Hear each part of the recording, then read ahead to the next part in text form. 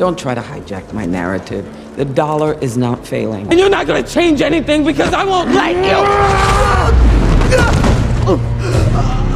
Critics called G20 corny, predictable, stuffed with cliches. They're right, actually. The Hollywood Reporter called it a preposterous, often corny throwback to movies like Air Force One. What that review treats as a weakness is what makes the movie worth talking about. G20 isn't trying to reinvent the action genre or say something bold and new. It's a movie that proudly, unapologetically reminds you why we love cheesy action movies in the first place. Picture Air Force One, White House Down, and a straight-to-DVD 2003 flick all got into a room together and somehow walked out having hired an Oscar winner. That's the vibe. We've missed it. That unembarrassed commitment starts with who Danielle Sutton is. She's a war hero turned president, still fighting the assumption she can't be both strong and diplomatic. With an unruly teenage daughter making headlines for sneaking out on top of it, she brings her family to the G20 summit in Cape Town to pitch a plan to fight world hunger. Then the summit gets stormed by Rutledge, an ex-military mercenary running a scheme to crash the global economy using AI deepfakes of world leaders and a coordinated crypto play.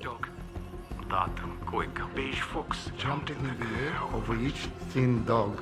Look out, I shout, for he spoil you again. Creating chaos, creating chaos, creating chaos, chaos. Sutton escapes, refuses to just run, and machine guns her way through a hotel to save her family, the hostages, and the markets. It's the plot of about 15 other movies, worn openly, like a badge instead of a secret. And that's the tell. G20 isn't just borrowing action movie beats at random. It's pulling from one very specific era of Hollywood, the one where a global crisis was just an excuse to watch one American hero save the day. That vibe didn't come from nowhere. This whole genre back to the specific mood of the 1990s, right after the Cold War ended and America was riding a wave of end-of-history triumphalism. When Hollywood cranked out Deep Impact, Armageddon, Independence Day, and Air Force One like a factory line. Comets, aliens, terrorists. It never mattered. America saved the world every time, condescending tone included. But a 90s action movie isn't just explosions. It also has to sound like one. Let's start with the dialogue. That familiarity carries straight into how the characters actually talk. It reportedly took 4 credited writers to land on dialogue this stripped down, most lines maxing out around 6 words. One critic said the whole script plays like an SNL parody of the genre it's imitating. Fair, honestly, but flip that criticism over, and it's almost a compliment. The movie isn't wasting your time with speeches. Every threat gets a comeback, every comeback lands on beat. It's the dialogue equivalent of a high five, thrown by someone who commits hard enough that it stops reading as lazy and starts reading as confident. Now the twists, or, well, the lack of them. The story structure runs on the same confidence. You can call almost every twist before it happens, right down to the trailer-ready shot of Davis dangling from a helicopter, a beat lifted straight from the Air Force One playbook. Predictability in a popcorn movie isn't automatically a flaw, though. It's a promise. You know the good guy wins. The pleasure isn't in not knowing what happens. It's in watching it happen, which brings us to the part where people actually start shooting at each other.